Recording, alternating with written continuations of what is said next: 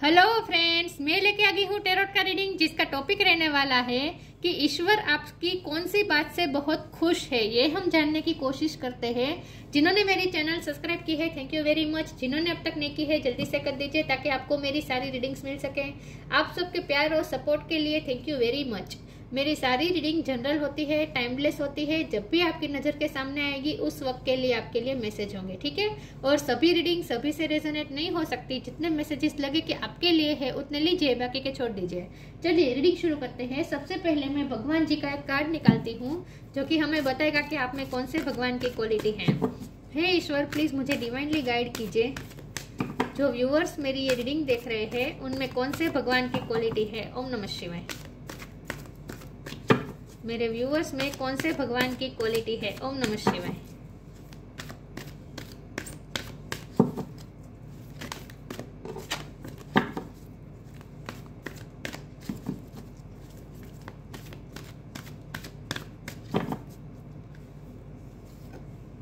Varun, the lord of the seize.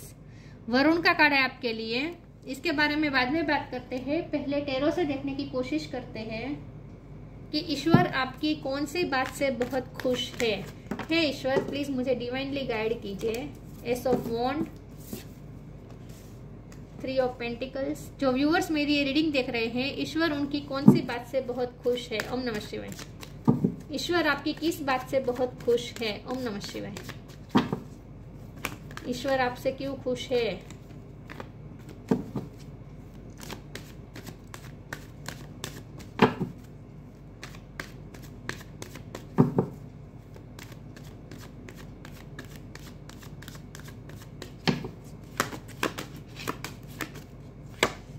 Seven of wands.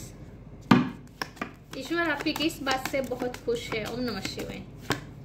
Hierophant,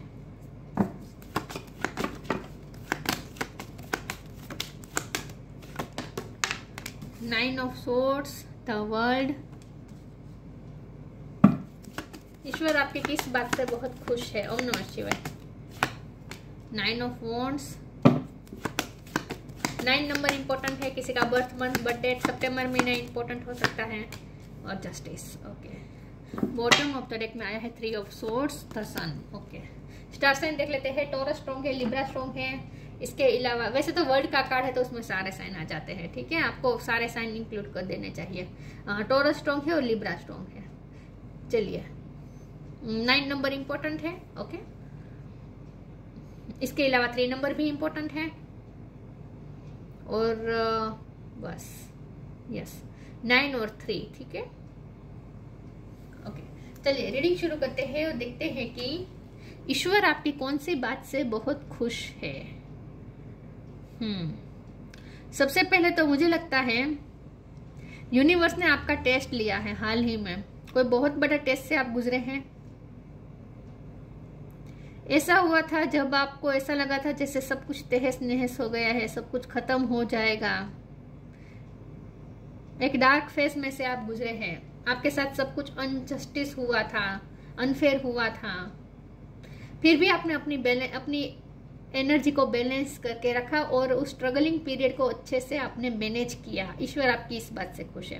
आपकी life में कुछ बड़ा तूफान आया था। हो सकता है कि कोई कोर्ट केस चल रहा था आपके लाइफ में, ऐसा भी हो सकता है कुछ लोगों के लिए। कुछ लोगों के लिए तलाक का केस चल रहा था, ऐसा भी हो सकता है। किसी की शादी टूटी, या फिर कोई डॉक्यूमेंट के रिलेटेड आपका काम अटका हुआ था, या फिर आपको एग्जाम में फेल हुए थे, ऐसा भी हो सकता है। कुछ तो ऐसा हुआ था जहां यूनिवर्स ने आपका टेस्ट लिया और आप उस टेस्ट में पास हुए, और इसीलिए ईश्वर आपसे खुश है।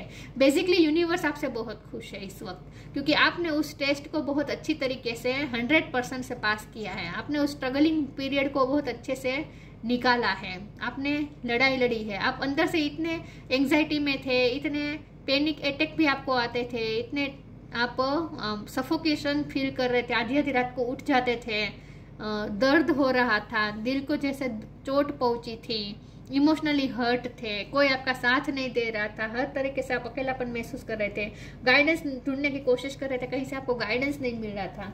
लेकिन ऐसे टाइम में भी आपने अपनी स्ट्रगल चालू रखी और बहुत अच्छी तरीके से आपने अपने आप को प्रोटेक्ट किया, डिफेंस किया आपने अपने आप को अच्छी तरीके से। तो ईश्वर आपकी इस बात से खुश है। ईश्वर आपकी इस बात से बहुत खुश है कि उस टाइम के दौरान आपने अपने पैशन को नहीं छोड़ा, आपने अपना काम नहीं छोड़ा, आप जो भी काम करते थे उसमें लगे रहे। क्योंकि ऐसा होता है कि जब हमारी लाइफ में टफ टाइम आता है ना, तब हम ना भाग जाते हैं काम से, क्योंकि हमें ये बहाना मिल जाता है ना कि मेरा टाइम अच्छा नहीं चल रहा था तो इसीलिए मैंने मेहनत नहीं की, उसमें मेरा ध्यान ही नहीं लगा। जैसे एग्जाम के वक्त कुछ होता है हमारे फैमिली में, बहुत बड़ी घटना बन जाती है, तो बच्चे कैसे इल्ज़ाम डाल देते हैं ना अपने आप को बचाने के लिए कि मेरी फैमिली में ऐसे हालात थे तो मैं कैसे पढ़ाई करता या कैसे करती। तो आपने ऐसा नहीं किया है, आपने उस टफ टाइम में भी अपना काम जारी रखा है, अपना काम करते रहे हैं। तो इस बात से भी ईश्वर खुश है। तो आपने अपने आप को इमोशनली बैलेंस रखा है। सिर्फ इतना ही नहीं, आपने ईश्वर पे भी फेथ रखा है विद हेरोफेंट कार्ड। आप स्पिरिचुअल रहे हैं, आपने ईश्वर पे भरोसा रखा है। इतना टफ टाइम आने के बावजूद भी आपने ईश्वर पे अपना फेथ नहीं छोड़ा है, आपने ईश्वर की न्याय व्यवस्था पे फेथ नहीं छोड़ा है, आपने यूनिवर्स की न्याय व्यवस्था पे अपने कर्मा के लॉ पे आपने बिलीव रखा है। मुझे लगता है आप कर्मा में बहुत बिलीव करते हैं। तो आपका ईश्वर पे जो फेथ है वो अड़िखम रहा, उस पे कोई उसके साथ आपने कॉम्प्रोमाइज नहीं किया बिल्कुल भी, ठीक है। और आप अपना काम करते रहो, साथ में आप दूसरों की हेल्प भी करते रहे। तो ईश्वर आपकी इस बात से खुश है कि आप इतना सफर करने के बावजूद भी आप दूसरों की हेल्प करते रहे। इस बात से भी ईश्वर खुश है। मुझे नहीं पता आपके साथ ऐसा क्या हुआ था जब यूनिवर्स ने आपका टेस्ट लिया, लेकिन इन शॉर्ट यूनिवर्स इसलिए खुश है क्योंकि आपने उस टेस्ट को बहुत अच्छी तरीके से पास किया है, ठीक है। आपने अपने आप को इमोशनली बैलेंस रखा है। चलिए मैं आगे क्लेरिफाई करती हूँ, देखते हैं।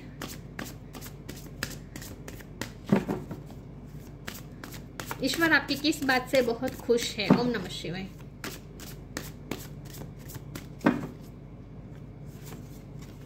लेटिंग गो, ग्रेटिट्यूड, वाह। इंडिविजुअलिटी का कार्ड है बॉटम ऑफ द डेक में। मुझे लगता है आप जो भी आपने सफर किया ना, उसकी वजह से आपकी पर्सनैलिटी ग्रोथ हुई है। आप इस वक्त ना ग्लो कर रहे हैं, चमक रहे हैं, सन की तरह चमक रहे हैं। लेटिंग गो, eventually is indeed out of control and God will hold it all. I can safely let go. आपने लेट गो कर दिया था उस वक्त में, जब भी आप सफर कर रहे थे, जब भी आपके लाइफ में तूफान मचा हुआ था, उस वक्त आपने सब कुछ अपने कंट्रोल करने की कोशिश नहीं की चीजों को।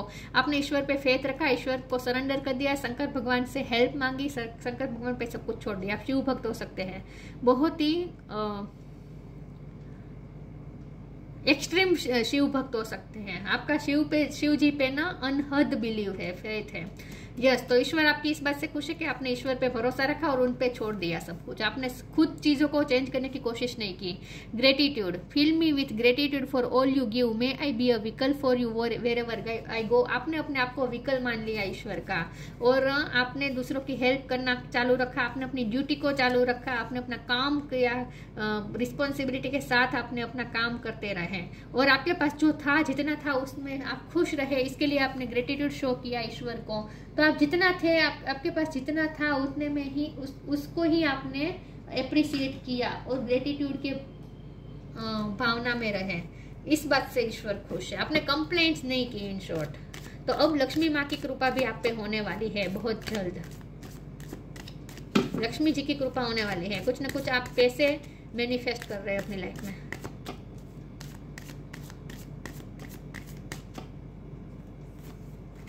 Change of place, be positive. हो सकता है कि आपकी लाइफ में इस तरह के घटना हुई जहां आपको अपनी जगह भी छोड़नी पड़ी थी। न्यू क्रिएशन, आपने पुरानी जगह छोड़ के नई जगह पे जाना पड़ा, वहां आपने एडजस्ट किया, वहां आपने नई लाइफ क्रिएट की। तो आपको कुछ अपना हक भी छोड़ना पड़ा है। मुझे लगता है ना, आपको अपना हक छोड़ना पड़ा है विथ जस्टिस कार्ड। आपको अपना हक छोड़ना पड़ा, जो आपका हक था वो भी आपने छोड़ दिया।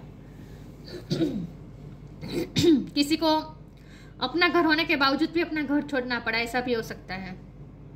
आपने बेसिकली किसी पे अपनी ओनरशिप नहीं आपने थोपी, इन शॉर्ट अपना हक नहीं जताया, आपने हक को आसानी से छोड़ दिया। पैसों को इम्पोर्टेंट नहीं दी, अपना हक का भी छोड़ दिया आपने, और आपने दूसरी जगह के जाकर नई तरीके से लाइफ शुरू की with ace of wand. New creation का भी कार्ड था ना, चेंज ऑफ प्लेस का भी कार्ड है। तो हो सकता है आपके साथ कुछ ऐसा हुआ जहां आपसे आपका घर छीना गया, फिर भी आपने हंसते हंसते सेक्रीफाइस कर दिया और नई जगह जाके नई तरीके से लाइफ शुरू की। या फिर जॉब में भी ऐसा हो सकता है, जॉब आपकी आपको छोड़नी पड़ी, आपको इतना मजबूर कर दिया गया कि आपको अपनी जॉब छोड़नी पड़ी, और साथ में आपको जो जॉब छोड़ने से जो हमें पैसे मिलते हैं वो भी आपको छोड़ने पड़े थे। ऐसा भी कुछ हुआ हो सकता है, लेकिन आपने कुछ छोड़ के खुशी खुशी आपने एक्सेप्ट किया चेंजेस, और अलग जगह पे जाके नया क्रिएट किया अपने life. Continue the journey of life as it comes, embrace the changes specially change of place. आपने अपनी लाइफ में जो भी चेंजेस आए उसे आपने एक्सेप्ट किया पॉजिटिव रहकर। Be positive, know that for every bad and unwanted happening a divine plan is working, wait for the right time.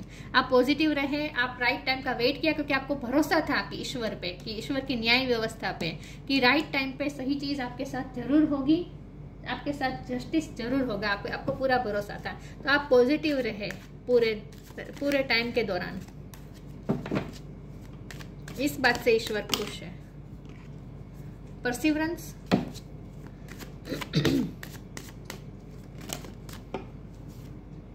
Question,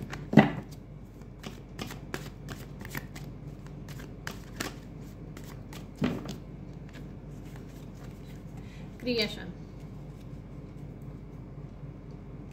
perseverance, मुझे लगता है कि आप टीचर हो सकते हैं, पहले तो मुझे लगता है, ठीक है। और दूसरी बात यह कि आप इतना सहने के बावजूद भी लोग आपको परस्यू करते थे, आपसे हेल्प मांगते थे, तो आप उनकी हेल्प करते थे।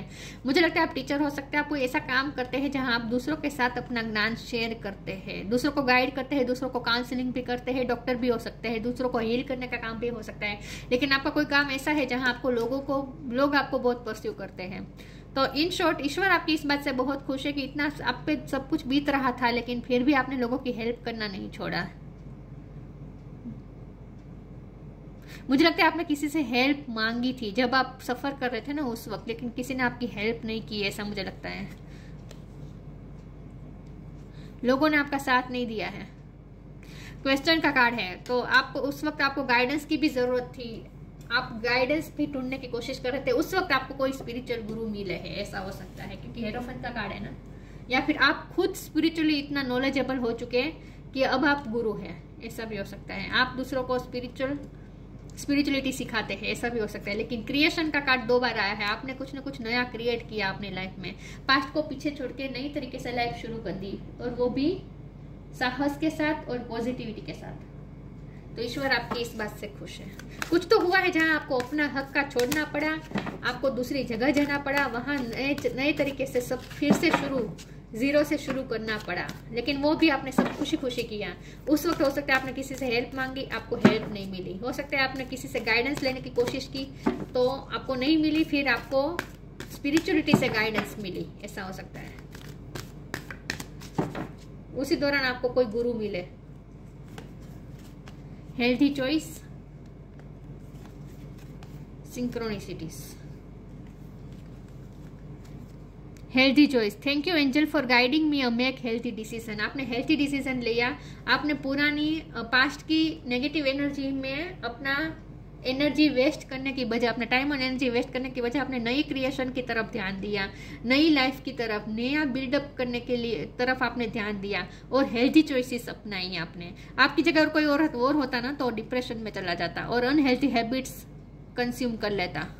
आपकी जगह कोई और होता ना तो नेगेटिविटी में चला जाता, डिप्रेशन में चला जाता, unhealthy habits, over thinking, anxiety issue, इन सब में पड़ जाता। आपकी जगह कोई और होता ना तो नींद की गोलियां लेनी पड़ती, ऐसी जगह पे आ जाते। लेकिन आपने हमेशा हेल्थी चॉइसेस अपनाई हैं। आपने उस डार्क फेस को बहुत ही अच्छी तरीके से डील किया और हेल्थी रहे, हेल्थी हैबिट्स को ही आपने अपनाया। आपने योगा मेडिटेशन भी किया होगा, अपनी बॉडी का ध्यान रखा, आपने अपने माइंड का ध्यान रखा, अपनी फिजिकल मेंटल हेल्थ का ध्यान रखा। ईश्वर आपकी इस बात से खुश है। Synchronicity, thank you angel, I trust your well timed guidance and science. देखिए गाइडेंस की बहुत बात आ रही है, आपको सही समय पे फिर सही गाइडेंस भी मिला। उस वक्त आपको गाइडेंस की बहुत जरूरत थी, आपने सबसे हेल्प भी मांगी, आपको कहीं से हेल्प नहीं मिली, फिर अचानक से आपको कोई स्पिरिचुअल गुरु मिले हो सकते हैं। या फिर अगर ऐसा नहीं है तो आपने अपनी इंट्यूशन पे वर्क किया, आपने योगा मेडिटेशन शुरू किया और अचानक से आपकी इंट्यूशन इतनी स्ट्रांग हुई कि आपको वहीं से गाइडेंस मिलना शुरू हो चुका है। सिंक्रोनिसिटी, साइंस आपको यूनिवर्स की तरफ से मिलते ही थे, क्योंकि यूनिवर्स की हाजिरी यहाँ पे प्रेजेंट है। द वर्ल्ड का कार्ड है ना, यूनिवर्स की हाजिरी हमेशा ही प्रेजेंट रही है आपकी लाइफ में, लेकिन वो आपने फील किया उस दौरान कि यूनिवर्स आपके साथ है, तो आपको सिंक्रोनिसिटीज और साइंस भी मिलते थे, आपको सही वक्त पे सही गाइडेंस भी मिल गई, वेल टाइम्ड, सही टाइम पे आपको मिल गई गाइडेंस।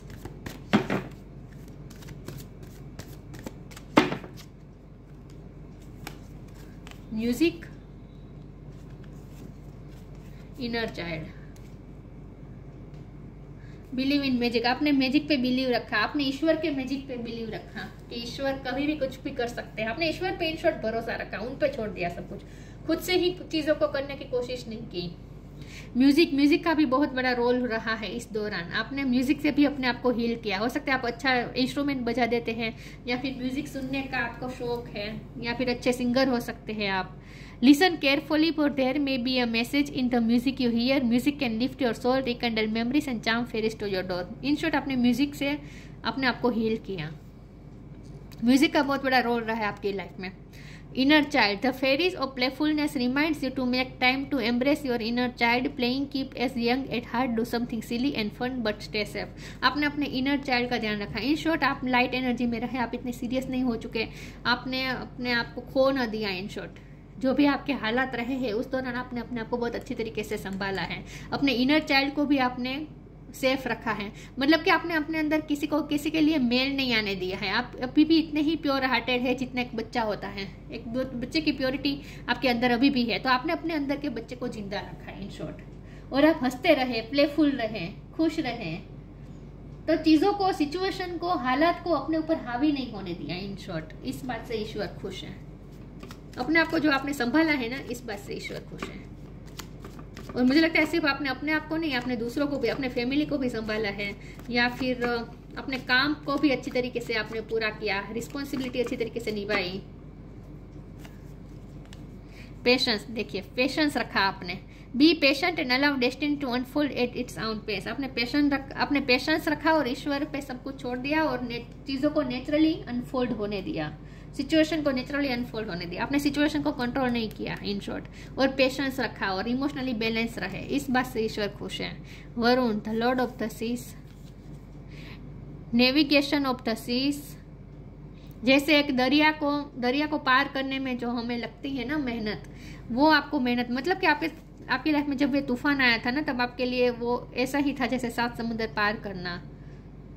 बहुत टफ टाइम रहा है वो आपके लिए। सक्सेस इन फिशिंग, वो आप अपने हिसाब से देख लीजिए कैसे मैच होता है, ठीक है।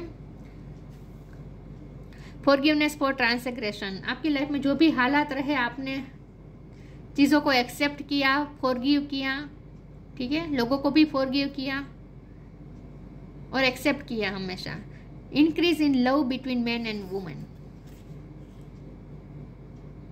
मुझे यही लग रहा है कि आप लव लाइफ में आपने सफ़र किया है, या फिर मैरिज लाइफ में। मैरिज लाइफ आपकी अच्छी नहीं रही है पास्ट में, लेकिन अब मुझे लगता है कि आप और आपके पार्टनर में लव बढ़ने वाला है। अब जिनके मैरिज लाइफ में दिक्कत आ रही थी उनके लिए इंडिकेशन है कि अब यूनिवर्स जस्टिस करेगा और अब जो डिजर्व करते थे वो आपको मिलेगा।